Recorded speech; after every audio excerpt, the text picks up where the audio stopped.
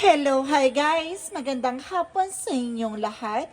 This is Chin Rodriguez from my Sagre channel, affiliator also matarder. So ngayong hapon na to, tingnan natin ang nagsasabihin sa'yo ng ating mga gabay. So this is weekly gabay for the month of February 14 hanggang February 20 for the sign of Aquarius. So Aquarius, welcome to my channel.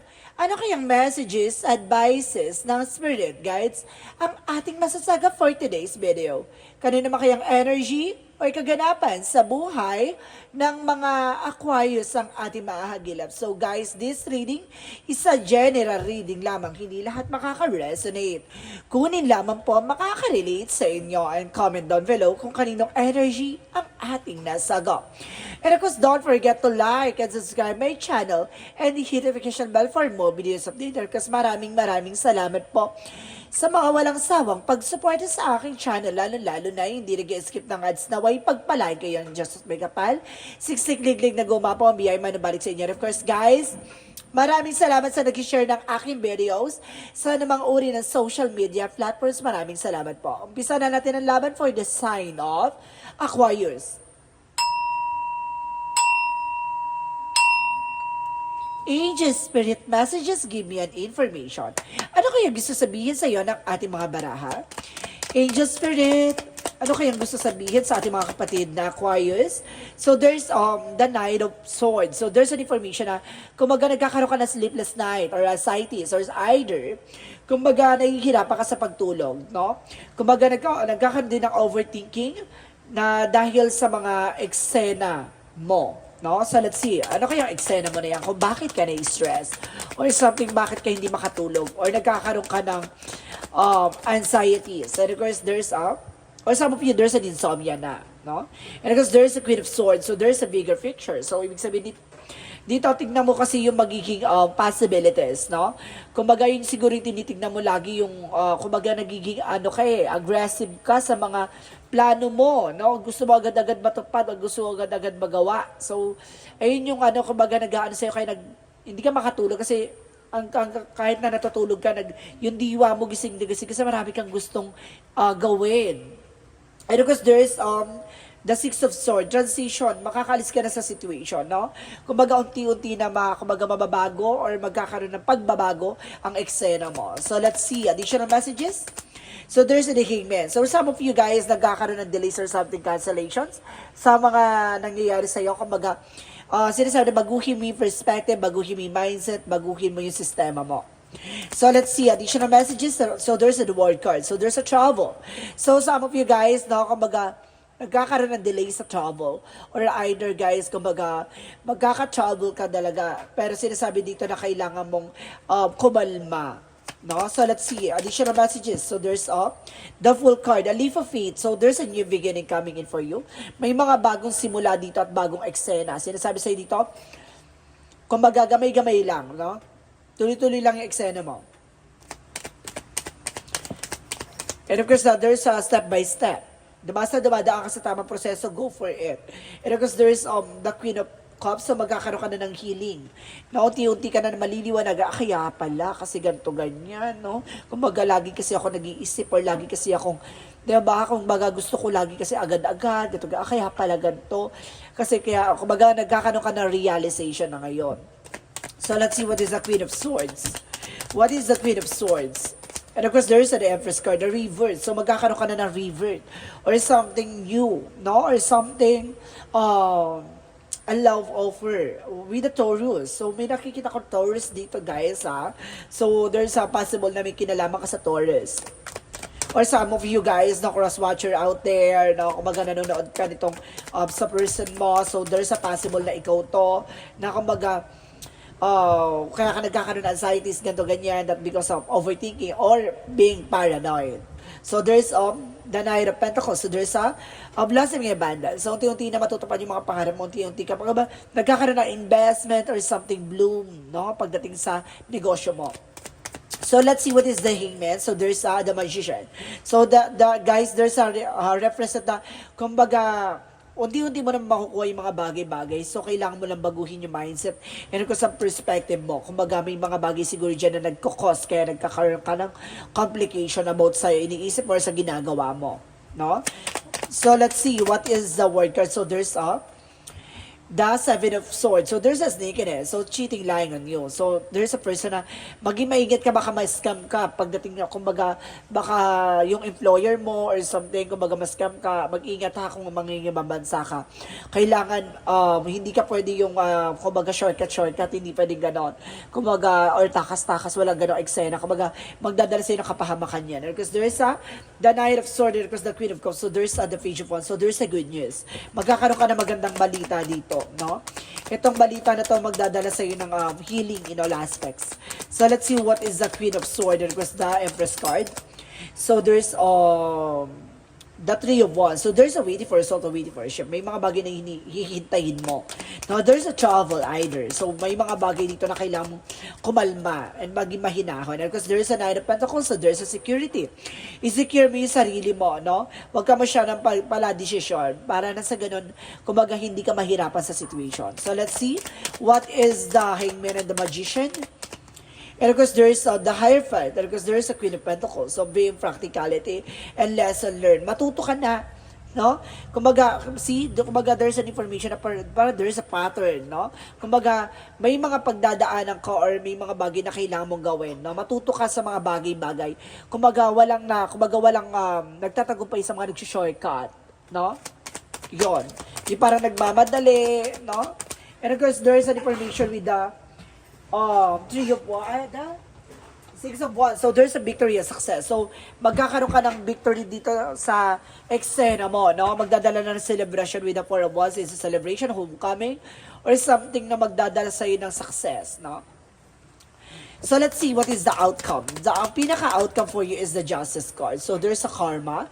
It's either a bad karma or good karma. So, depende yan sa kung ano yung ginawa mo. Kasi there's a cause and effect and of course consequences, no? Sa lahat ng ginawa mo. So, maging aware ka dito. At the same time, there's the Hermit card. So, there's an information na kumbaga, there's an enlightenment. So, may mga bagay na maglilinaw na sa'yo about sa spirituality. So, kumbaga, natutuklasan mo na kumbaga, marunong ka na mag-surrender kay God, no? Kumbaga, the justice will be served. Maaring kumbaga, naniniwala ka sa karma.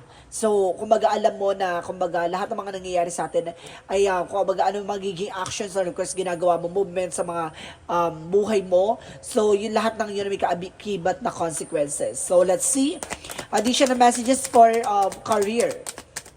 Sa career mo, there's a Nine of Wands. So, there's a silence, no? Pagdating so, maging tahimik, no? Kung hayaan mo yung success yung mag-ingay sa'yo. And of course, there's the High Priestess. So, there's an hidden agenda or hidden enemies. Maraming nakatagong inggitera or inggitero sa paligid mo. Kaya huwag ka masyadong papakampante, no? Kumbaga sinasabi sa'yo dito, maging aware ka sa mga binibitaw mong salita, sa mga plano mo, kasi baka sila, kumbaga, sabutahin yung plano mo, no? Ruin your plans. So, let's see, what is additional messages for love life? Ano eksena mo naman sa love life? So, there's a Page of Cups. So, there's oh my God, makinig ka sa intuition mo, there's a lover. So, itong tao na to, maaaring magdala sa iyo ng something, a soul plan, or soul contract, or soulmate connections. So, guys, kumbaga itong tao na to, kumbaga parehas kayo ng something, missions and intuitions, no? Kumbaga binibigyan kayo ng kumbaga sign or synchronicities na talagang pinagbuklod kayo sa isang chapter na yun, that because of may hinday-hilan si God. So, let's see, additional messages for health. Sa health mo naman, guys, no? So, sinasabi nila Ace of Cups. So, there's a new offer pa about sa love. So, this is the romance. No? Malaking factor sa'yo ang pag-ibig. Kasi, kumbaga, nagiging maganda ang health mo. And the happiness nga, di ba? Kumbaga, happiness is, laughter is the best medicine. No? Kumbaga, nagiging masaya ka. The more na masaya ka, the more na parang nag-bloom yung health mo. And of course, there's an emperor. Being mature enough and being grounded. Diba? You are being a boss. So, let's see. What is additional messages for magical fairy messages? Where is it? Where is it? Magical fairy messages? Okay. Okay, got it. I got it. Okay. So, let's see. Magical fairy messages for you. Let's watch this. Charis. And of course, sinasabi dito guys, so there's a love life. So there's ang laking factor sa'yo, ang laking kumbaga, ang laking part ng sa'yo, no, love life. No? And of course, there's an everything is okay. Don't worry, it's all working out of your whole way, no?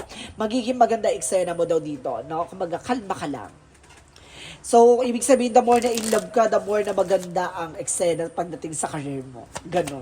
So, let's see what is the yin and yang oracle card. There's a trust the timing. So, kailangan mo magtiwala sa timing and divine time. Diba? And there's a comfort zone. So, kailangan mo na kumawala sa comfort zone mo. Yung ego mo, pakawalan mo yan. Yung something pride, no? Kung alam mo namang hindi nakakatulong sa'yo at the same time, there's a revert, no? Kumbaga, magkaroon ka ng renewal or kumbaga, ibalik mo yung kumbaga, yung sarili mo, no? Na parang malinis, purification sa madaling salita. And because there's third party. So some of you guys, no, there's a third party involved, no? So let's see what is additional messages for the chakra. Or some of you guys, may events daw na papasok ngayon, no? May events. So ibig sabihin sa, yes, of course, malapit na kasi ang birthday ng mga Aquarius, no? Oh my guys, Aquarius signs na pala ngayon. So, oh my God. So, this is possible na kumbaga, ay, happy birthday sa lahat ng Aquarius out there, guys. Sorry, ngayon ko lang naalala. My goodness. So, let's see. What is additional messages for the chakra? Kaya pala, there's a party kasi there's a celebration. And of course, there's a destiny. I told you, di ba? There's a soul plan and of course, there's a destiny plan. And there's a fated, di ba? There's a fated life. And of course, din nasabi dito, there's a perseverance. Pagtsatsaga, no? Kapag may tsinaga, may nilaga. No? Kung kailangan mo kumalma, matutong magtsaga sa kung ano man ang meron ka, kasi darating yung araw na aani ka rin na lahat ng mga pinaghirapan mo. See? I told you guys, diba? Sinasabi din, a favorable outcome. So, papabor talaga yung sitwasyon sa'yo. Diba? At the end of the time, there's a believer trust. So, kailangan mo lang magtiwala at maniwala na kaya mo. Diba? So, laking factor talaga ng love life and of course, ng confidence sa'yo. So, let's see what is Archangel Raphael. Archangel Raphael, messages for you, there's a listen to your intuitive feelings. So, makinig ka sa intuition mo. Malakas daw ang radar mo, malakas daw ang pakiramdam mo sa mga bagay-bagay. Diba? So, keep it. So, let's see what is additional messages. And I guess there's a lifting the veils. There's a question in everything. So, may mga bagay na tinatanong ka, bakit ganito, bakit ganyan. Ito ang kasagutan, no? Kung baga sinasabi dito, ina-align ka ng ating Panginoon sa mga bagay na para sa'yo. So, ibig sabihin, kung may mga bagay na nawawala sa'yo, ibig sabihin, inaalis ka niya sa mga bagay na hindi makakabuti sa'yo. There's a stark ancestor. So, look at a later differ. No? Talagang pinapalalim ng ating Panginoon yung pundasyon mo. Paano ka maging malakas at maging matibay. At the same time, there's a you're not for everyone. So, there's a lot of fairness, no? Kumbaga, hindi ka flexible sa lahat ng tao. So, ibig sabihin dito, kumbaga, may kanya-kanya kang may something weirdness ka na, kumbaga, hindi ka basta, kumbaga, nakakasalubuhan ka kani-kanina. May parang ganun kang factor, no? Para may ganun kang attitude or something, eksena mo, parang gano'n. May sarili kang mundo, sa madaling salita. There's an oracle card. So, there's an information na parang, eto na yung kasagutan, malapit mo na malaman. And there's a heart desires. Kung ano talaga yung gusto ng puso mo, sundin mo. Diba? Kung ano yung gusto mong gawin, kung ano may mga bagay na gusto mong maisakatuparan, sinusuportahan ka ng ating angel spirit. Ilaban mo. So, let's see what is the romance angels. Pagdating sa love life, there's a trust. Oh my God. Diba? Kanina, there's a trust talaga. No? There's a trust talaga, guys. Para sinasabi, magtiwala ka. Ibibigay sa'yo ni God kung talagang siya para sa'yo. And because there's a finances and career. So, itong tao na to, pag binigay sa'yo, malaking involved din ang career mo. Kasi, kumbaga, magkakaroon kayo ng something, collaboration and commitment. No? Partnership, kumbaga. So, let's see what is additional messages for angel spirit, guys. And of course, there's past love. So there's an ancestors, no? Na ginagabayan ka, sinusuportahan ka ng iyong mga mahal sa buhay na yumao. And there's a daydream. So may kumbaga may kakayanan kang kumbaga matalas ang imaginations mo and of course ang intuitions mo. And vision rather. Na makita mo yung magiging possibilities or yung mga plano mo na alam mong matutupad mo. So let's see what is the angel's answer. Ano ang kasagutan sa mga katanungan? So, there's an unlikely. May mga bagay na hindi mo dapat, di ba? Hindi mo nagugustuhan. Parang ganun. Kumbaga, yun nga yung weirdness talaga, no? Kasi parang hindi lahat ng ano, kumbaga, na-approve mo yung mga ano, kumbaga, there's a weirdness ka talaga, na parang, pag ayaw mo. There's a big happy changes, no? May mga magbabago sa'yo na, kumbaga, malaking pagbabago magaganap. And kasi as your angels, no? Kailangan mo pa rin ng gabay ng ating angel spirit, guys. So, kailangan mong humingi ng gabay sa kanila, no? Kung may mga bagay na ipaplanuhin ka, idasal mo para maisa katuparan. I-guide ka nila sa ikabubuti mo at hindi sa ikasasama mo. Additional messages. So there's a courage. So, di ba? Malaking factor talaga ang paglaban sa takot at pangamba. So kailangan mo ng confidence. At the same time, there's a discipline. So kailangan mo rin na, kumbaga magkaroon ng disiplina, yung attitudes. Dahil yung sinasabi ko kanina before tayo mag-start pa lang, no? Kumbaga, there's an attitudes talagang, di ba, nire-represent dito na kapag inisip mo talagang ganun kumbaga hindi pag yung pala desisyon yung para pag gusto mo talaga, pag ayaw mo talaga, ganun yung discipline dapat na kailangan mo magkaroon ng balance. And because there is a surrender to the divine. So, kailangan mo i-surrender kay God lahat ng mga bagay or worries mo, even your flaws. And kasi sinasabi dito, guys, there is a show the world the real you. Ipakita mo sa mundo kung sino ka talaga, kung ano yung kakayanan mo, kung ano yung pagkatao mo. Parang gano'n. Hindi mo kailangan baguhin, kailangan nila mahalin yung flaws mo. No? Yung pangit sa'yo. So, let's see what is the energy. Diba? And of course, let's see. There's a community. So, there's an information dito na, kumbaga, may something collaboration with your friends or socialize, no? And of course, there's a kunipia. So, ibig sabihin, kailangan mo ng fruits and vegetables. And of course, there's a door to the value. So, malaking pera ang papasok dito na kumbaga malaking factor sa iyo ang finances. So, ibig sabihin, magaling ka humawak ng pera. So, ibig sabihin, maaaring lalago yung negosyo mo. Or pagdating sa nagtatrabaho ka, marunong kang humawak ng pera. So, let's see what is the Jesus-loving quotes. So, sinasabi dito, and to you, it's given to know the mystery of kingdom of God. So, ibig sabihin dito, kumbaga ipinapakita mo na sa ni God yung mga bagay na kailangan mo matutunan bago niya daling ka sa mas magandang eksena, no? Parang kailangan mo ito matutunan, kailangan mo ito pagdaanan, sige, gawin mo, no? Kumbaga ganon. Kumbaga, hindi mo alam may mystery pala sa likod ng eksena. Kumbaga, meron yung parang, there's a mystery behind, no? Kumbaga, meron ka pang hindi nakikita, parang ganon, no? Parang sa likod ng camera, ganon. Parang ganon ang eksena nito. So, let's see what is the angel's number. So, there's a 25. So, there's an information by intelligence. So, bibigyan ka ng katalinuhan dito. You have a great ability to take in and process information and vote conscious and subconscious levels. Our curiosity is endless and you are decided to dive deep into a variety of subjects which bring you immense awareness of the world. So, ibig sabihin talaga binibigyan ka ng something, an information na kumbaga lahat ng mga gusto mo, may isa sa katuparan mo. Lahat ng mga bagay na gusto mong gawin, magagawa mo, no? May mga bagay na siguro sa'yo dito na parang binibigyan ka ng something awareness na kumbaga inilalayo ka lang sa may mga bagay na hindi makakabuti sa'yo. So, let's see what is the messages of life. So, messages of life represents master of my life. So, sinasabi dito, I dedicate my strength to the divine with me, aligning myself with the true sovereign of my life. My ego step aside as I listen to my inner voice and accordance with the truth I hear. In this way, I become the master of life. I live in abiding humility, grace, and love for the glory of God. So, binibigyan ka talaga ng maraming pagsubok para ma-master mo. No, para masteral yan eh. Kumbaga, para matutunan, malaman mo, para sa ganon, kumbaga, hasang-hasa ka na sa mga bagay na pinagdaanan mo. So, guys, this is Weekly gabay for the month of February 14 hanggang February 20 for the sign of Aquarius. Aquarius, maraming salamat for this wonderful reading. Once again, sa mga Aquarius, happy birthday for to all of you guys out there. And of course, guys, happy Valentine's to all of you guys. Maraming salamat po. Saan man sulok ng mundo. And of course, sa mga nagsusubaybay ng aking reading. And of course, sa mga nag-share ng aking videos, maraming salamat po.